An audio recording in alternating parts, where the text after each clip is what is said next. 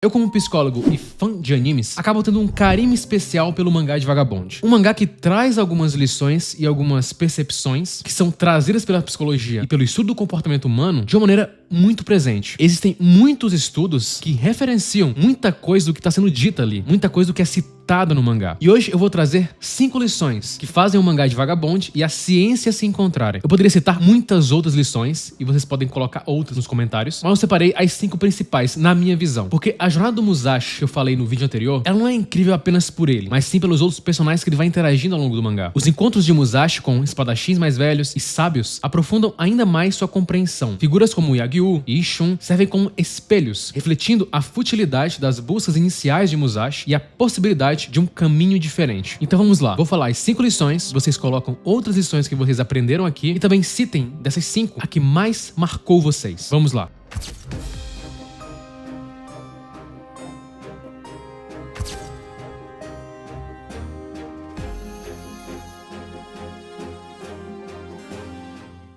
A primeira é mencionada por Takuan. Não se preocupe com um único ponto, veja tudo em sua totalidade, sem esforço. É isso que significa ver verdadeiramente. Se você se concentrar muito em apenas uma única coisa, obviamente você vai perder outras coisas. É como funciona a nossa atenção. Nossa atenção é limitada. Então a atenção que colocamos diariamente em alguma coisa vai meio que definir a nossa vida. Quando ficamos obcecados com uma única coisa, perdemos as coisas ao redor. Perdemos de vista muitos pontos. Assim como aconteceu com Musashi, que estava totalmente focado apenas nos combates e em se tornar o invencível sob o sol. Isso fez ele não perceber nada ao seu redor e fez com que ele fosse forçado a se conhecer. Isso fez a cena clássica dele apenas perceber o quão vazia tinha sido sua busca apenas quando ele atingiu o objetivo e forçadamente teve que mudar o seu foco. Basicamente, o que Takuan estava tentando dizer é para Musashi colocar mais as coisas em perspectiva. Quando você está diante de uma situação, decisão ou emoção desafiadora, como cita um estudo do neurobiólogo Andrew Huberman, seu campo de visão literalmente se estreita. Tudo, exceto o objeto em foco, fica embaçado e seus olhos se voltam ligeiramente para o nariz. Ou seja, a frase ele não consegue ver nada além do nariz sem base científica. Então, ao expandir o seu campo visual, literalmente ampliando, suavizando o olhar, ampliando a visão periférica, você pode se libertar dessa resposta ao estresse, de se prender aos detalhes e perder a visão geral. Ou como Ralph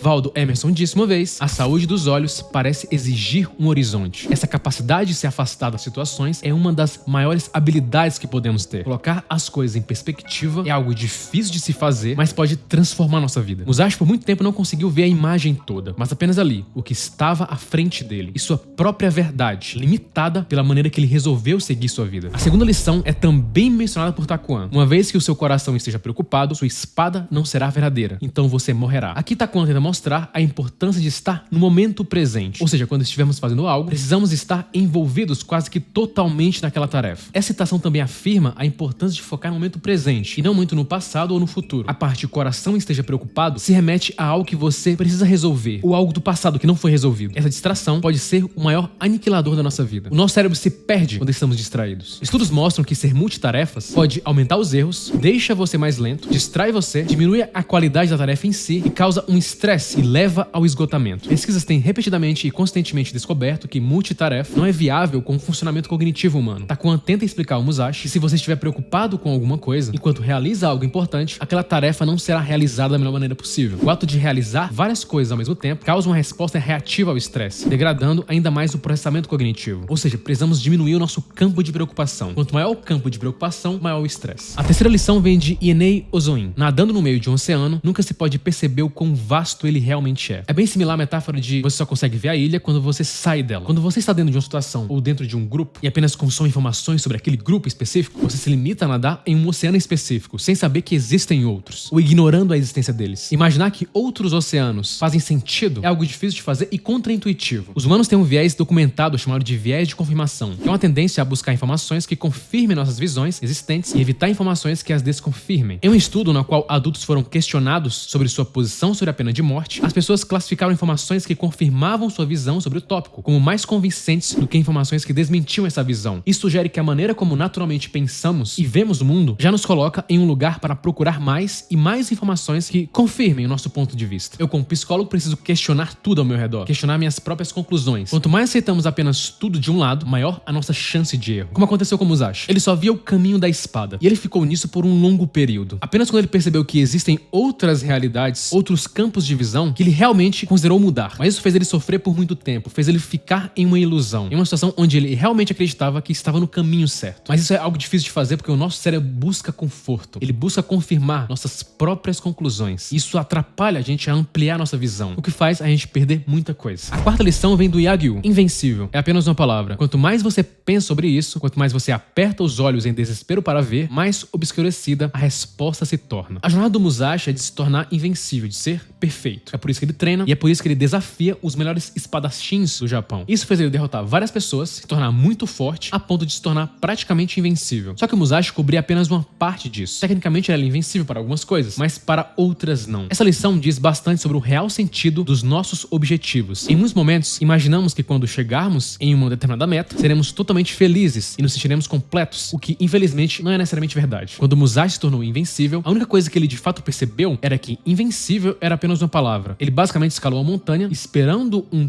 pote de ouro no topo, até ele descobrir que quando chegou ao topo, percebeu que tinha outras montanhas. Apenas isso. Foi aí que ele percebeu que precisava aprender muito ainda na vida. Faltava para Musashi a apreciação do caminho e do aprendizado, que apenas vai ocorrer quando ele começa a parar de focar demais nesse pequeno ponto, e é aí que ele percebe que muita coisa ele deixou de lado. Estudos sugerem que as pessoas acreditam erroneamente que objetivos extrínsecos levam à felicidade. O que não é surpreendente, queremos uma fórmula mágica para nos sentirmos felizes. O pensador Kenneth Sheldon argumenta que pessoas que são buscadoras extrínsecos vivem com crenças distorcidas sobre si mesmo e sobre o mundo. Crenças que não incentivam a virtude eudaimônica, mas sim o domínio e a ostentação. E foi justamente isso que o Musashi presenciou. A glória e o status para ele acabaram trazendo coisas que ele não queria, apesar de acreditar que o vazio que ele tanto queria preencher seria coberto depois de ele atingir esse objetivo. A quinta citação é mencionada por Ozoin. A sede de sangue que você viu em mim é a sede de sangue que está dentro de você. Musashi percebe Ozoin como sendo um inimigo naquele momento. Era uma espécie de instinto. E nós, seres humanos, temos diversos comportamentos instintivos que podem literalmente nos salvar. Assim também como interpretar coisas que não são verdades, baseado em uma experiência antiga. Uma pessoa com medo pode reagir em resposta a esse medo sendo agressiva com as outras pessoas. E isso pode ser importante. O instinto é importante. A psicologia evolutiva oferece insights sobre por que o instinto é tão poderoso. Os primeiros humanos enfrentaram ameaças constantes de predadores, climas severos e grupos rivais. Aqueles com instintos mais aguçados em relação ao perigo, fontes de alimento, abrigo e alianças sociais eram mais propensos a sobreviver e transmitir seus genes. Os instintos, portanto,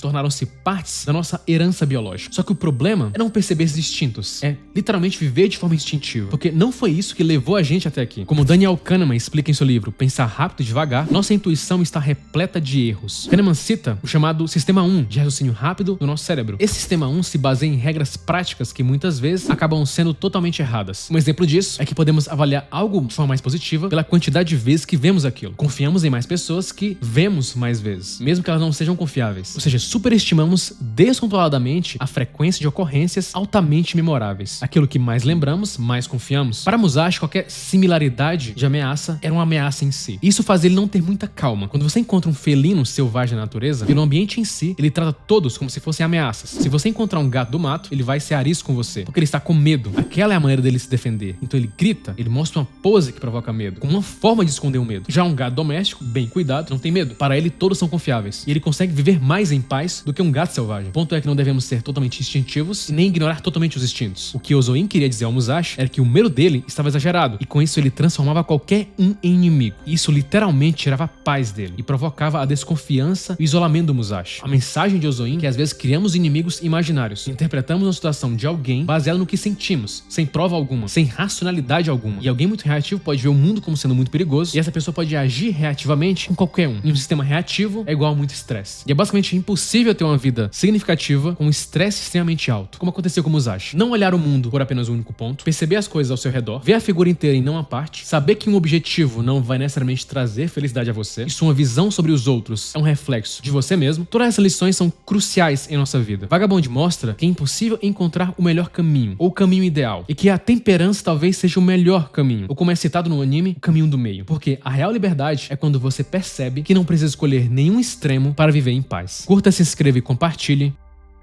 É apenas o começo.